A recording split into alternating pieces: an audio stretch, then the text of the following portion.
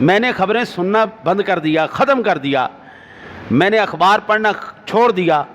جب بھی آپ خبریں سنیں، یہاں پہ زنا ہو گیا، یہاں پہ چوری ہو گئی، یہاں ڈکیتی ہو گئی، یہاں قتل ہو گیا، یہ کھا گیا، بس آپ ایسا بندہ ذہنی مریض ہو جاتا ہے کہ بس دنیا ختم ہونے لگی ہے جی، بالکل دنیا بالکل آخری لمحات پہ آ گئی ہے، یہ ہو گیا وہ ہو گیا، بندہ قتل، چوریاں، ڈکیتیاں ہر پاسے۔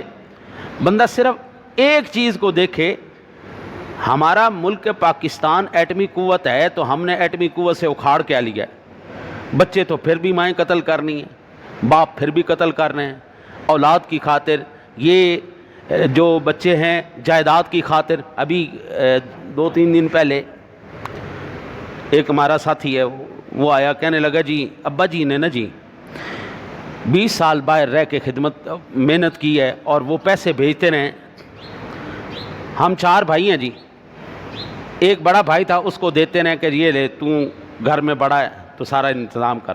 آج 20 سال کے بعد ابا جی کہتے ہیں میں نے جب آنا ہے تو میں اپنے جائیداد کے حصے کروں گا، تم 4 بھائی ہو 4 حصے کروں گا اور سب کو تقسیم کر دوں گا۔ میرا وہ جو بڑا بھائی ہے وہ شور مچا کے بیٹھا ہے، میں ابا کو ایسا نہیں کرنے دوں گا، 5 حصے کرواؤں گا، 20 سال میں نے گھر کو چلایا ہے تو میں اپنے باپ کی وراثت میں سے حصہ لوں گا 5واں۔ میں نے کہا واہ بھائی واہ، وراثت ہوتی مرنے کے بعد، تو نے تو زندہ ہی اپنے باپ کو مار دیا۔ بھائی وہ مالک ہے جس کو جو مرضی دے، تو خوش نصیب ہے کہ تیرے باپ کے ساتھ تجھے کام کرنے کا موقع ملا، تجھے باپ کی خدمت کرنے کا موقع ملا۔ ہم نے تو حدیث پاک میں یہی پڑھا ہے کہ ایک بیٹے نے باپ کی شکایت لگائی حضور سرور کائنات کی بارگاہ میں، یہ میرا باپ میرے پیسے اٹھا لیتا ہے، جب چاہتا ہے جو چیز مرضی اٹھا لیتا ہے، تو حضور نے تو فیصلہ یہ کیا تھا تو بھی تیرے باپ کا، تیرا مال بھی تیرے باپ کا۔ اسلام نے تو یہ سبق نہیں دیا۔ یہ جو سبق آپ پڑھے بیٹھے ہیں کہ میں تو باپ سے حصہ لوں گا، 5واں حصہ لوں گا، میں نے 20 سال تو جو اس نے کمایا ہے تمہیں کھلایا ہے، لاؤ نکالو، وہ پڑھایا ہے وہ نکالو۔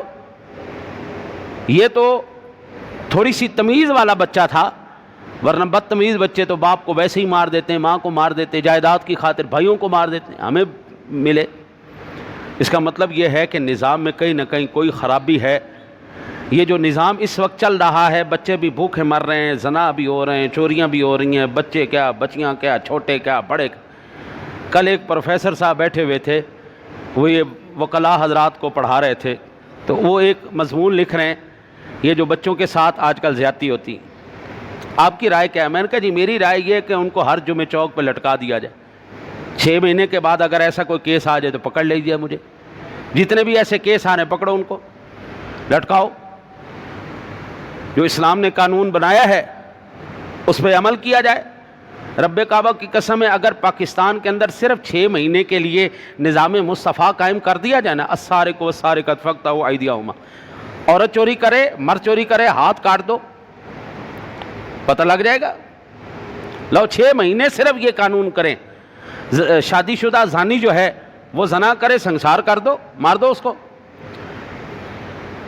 جو ماں باپ بچے جوان ہو جانے کے بعد بھی ان کی شادی نہیں